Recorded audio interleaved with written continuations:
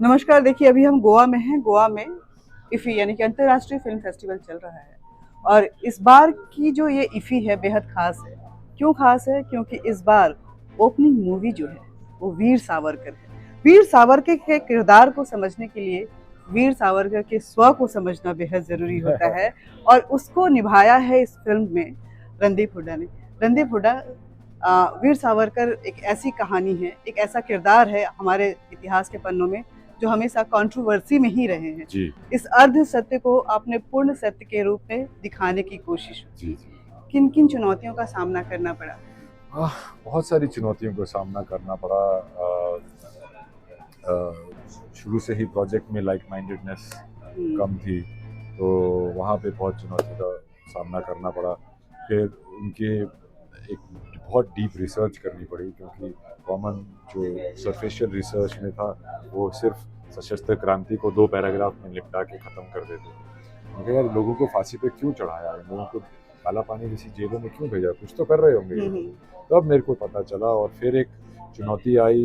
एक as a director मैंने बागडोर संभाली, फिर एंड में जाके एज ए प्रोड्यूसर बागडोर संभाली, ताकि ये पिक्चर को एक अच्छा प्लेटफॉर्म मिले, अच्छी रिलीज़ मिले, अच्छी तरह से ख़त्म हो, क्वालिटी में कोई कमी ना रहे। तो वो सब करने के बाद ये, और फिर उसको उसका जो लोगों ने टीज़र रिलीज़ होते ही उसमें फैक्ट फाइंडिंग जो शुरू कर दी, वो वही उसी पहलू से फैक्ट फाइंडिंग कर रहे हैं जिस पहलू को वो जानते हैं, एक तरफा सच जो उन्होंने सबने हमेशा सुना है, पढ़ा है। तो मैं पिक्चर के शुरू में ही कहता हूँ कि we have all been taught that India got its freedom by only non-violence. This is not that story. So मैं उसी से शुरू करता हूँ। तो वही मद्देनजर देखते हुए, पर सभी लोगों को बहुत अच्छी लगी।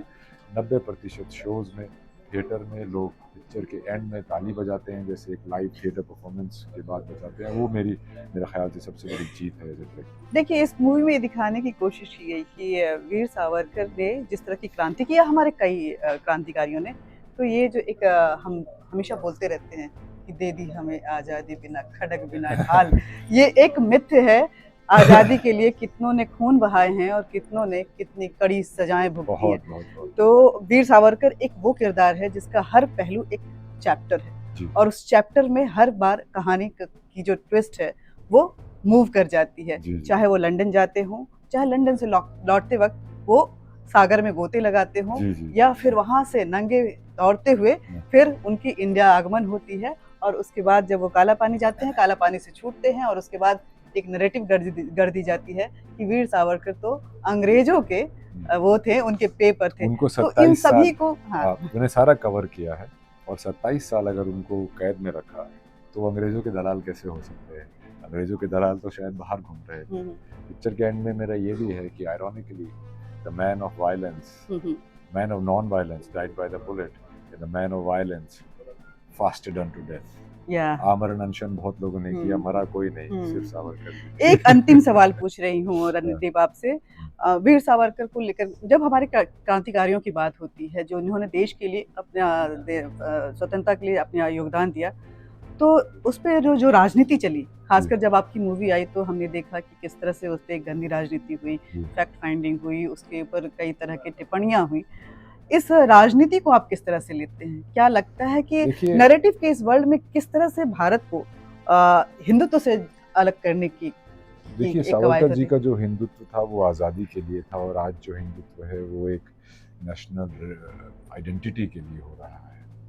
और उसमें बहुत किए कांग्रेस वाले, और उस वक्त की जो इंडियन नेशनल कांग्रेस थी, इन लोगों ने तो शुरू से ही सावरकर जी को एक गलत करार करके, गलत टाइटल्स देके, गलत उनके बारे में करके, इनफैक्ट उनको गांधी जी की हत्या के केस में भी झूठा इम्प्लीकेशन उनको किया था कि सब हिंदू महासभा ख़त्म हो जाए और कांग्रेस अकेली एक पार्टी रह जाए। तो उस टाइम की कांग्रेस और आज की कांग्रेस में भी बहुत फ़र्क है, 72 टुकड़े हो चुके हैं उसके। तो ये सब राजनीति सीखने और राजनीति गर्म करने वाली बात होती है, पर जो देश का जो स्वतंत्रता की जो लड़ाई थी उसमें जो लोग लड़े थे उनको बुरा भला लानत की बात है, चाहे किसी भी पार्टी से। बतौर प्रोड्यूसर, बतौर डायरेक्टर और बतौर एक्टर, ये ऐसी मूवी है जिसमें तीनों एक ही किरदार व्यक्ति जो है वो किरदार निभा रहा है। कितना मज़ा आया और कितनी चुनौतियाँ रही? बहुत मज़ा आया, चुनौतियाँ भी उतनी ही रहीं, और पर इससे मैंने बहुत कुछ सीखा है, बहुत कुछ किया है और बहुत कुछ इससे सीख के अभी मेरे और वेन्यूज़ खुल गए हैं। अब लोगों पे कम डिपेंडेंट रहेंगे, अपने खुद बना लेंगे। अगली कोई प्रोजेक्ट आने वाली है? बिल्कुल, बिल्कुल। अभी मैं एक्शन पिक्चर कर रहा हूँ। बहुत-बहुत बधाई हो आपको। Thank you. तो देखिए ये वीर सावरकर है, जिसका स्वर जो श्योर, है वो बोलता है तो भारत के रोम-रोम जो है वो खड़े हो जाते हैं, क्योंकि वहाँ पे क्रांति की जो अलग है Thank you, वो thank you, अलग thank तरीके you, से thank दिखाई you. गई है इधर और आइए। रणदीप हुड्डा ने उसी अच्छा। को दिखाने की कोशिश you. की है।